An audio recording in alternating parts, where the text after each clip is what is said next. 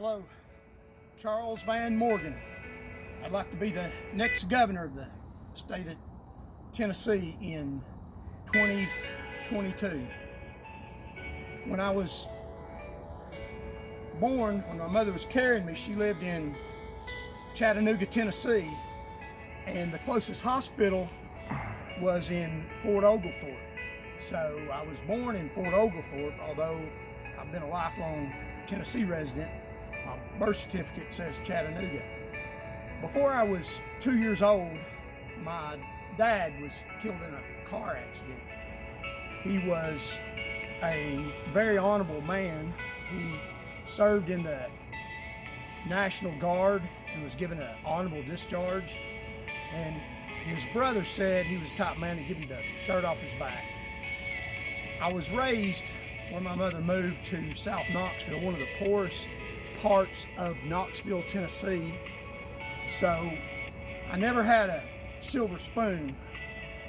I know how to fight bullies. You punch them in the nose. I didn't have a dad and had no brothers and had 4 sisters. When I was with the Highway Patrol,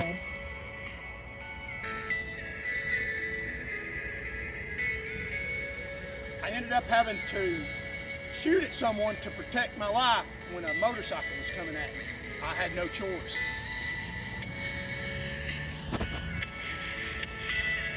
What happened when I found myself in the middle of the road with the Highway Patrol is I pulled a motorcycle over, and as soon as a deputy pulled in to back me up, the motorcycle took off down the road, and I went out to try to see which way he was going, and as soon as I did that, he turned back around, and I didn't have a chance to get out of the way, so I had to fire at him to protect my life. The Highway Patrol said that he came at me and I fired a shot, and they suspended me over that because I didn't have any family in the Highway Patrol. Had I been the captain's son who was also working at the Highway Patrol, I wouldn't have been suspended. But I'm glad that I punched the bully in the nose. It's fortunate that no one got killed, but I protected my life. You know, the Highway Patrol is a lot like the psychology that goes on with the state.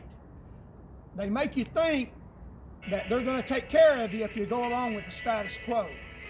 When I was in the Tennessee Highway Patrol Trooper Academy, the captain's son was also in the academy class. The class elected a class president, a cadet, and also a class president. They had everyone vote. Guess who won the election? I voted for somebody else, but the captain's son won the election, although there were better candidates. And it's because everybody thought, well, if we vote for the captain's son, then he'll make it easy on us. Everything will be fine. We'll try to make the status quo happy. That's the way Tennessee wants you to do. Make the status quo happy. Vote for the rich men. They'll make it easy on us. But the truth is, don't vote for the captain's son. They won't make it easy on you. The captain's son was around, the Haslams and the Lees were around with billions of dollars. If you walk down the highway, you can go to hospitals that the doors are locked. They won't make it easy on you. Don't fall into that trap of going along with the status quo. I'm not part of the status quo. I will help Tennesseans, and they will not make it easier on you if you vote for them. When I was a trooper, I cared about Tennesseans. That's why I made more driving arrests than anybody in the state, because I went to wrecks where people had killed themselves drunk. I went to a wreck in Union County one night, dispatched. A witness said that the car had drove up a bank after leaving a bar and hit a tree head on. It crunched the lady in the car. The tree flipped over in the middle of the road, and the lady was literally hanging upside down in the middle of the road. The problem occurred when the car caught on fire. When I got there, it was just a skull and ashes in the bottom of the car and the horrible smell of flesh. They were able to get an alcohol level out of her bones, and she had 9 different drugs in her system. Seeing things like that motivated me. I couldn't do nothing about that, but I arrested every drunk driver that I could find to protect their life. I was dedicated to saving lives. I was very effective at doing that. I went to a wreck on Maynardville Highway one night. 3 people involved when I got there were dead. A car had hit another car head on. He had drove over the double yellow lines at a high rate of speed, passing a car, and according to witnesses, instead of getting back over, he stayed in the opposing lane of traffic and hit a lady that was traveling with her son and daughter going towards Maynardville, and killed that lady and killed a 14-year-old in the back seat, and also killed the driver of the car that was going the wrong way, who had alcohol and marijuana in his system. That's not television.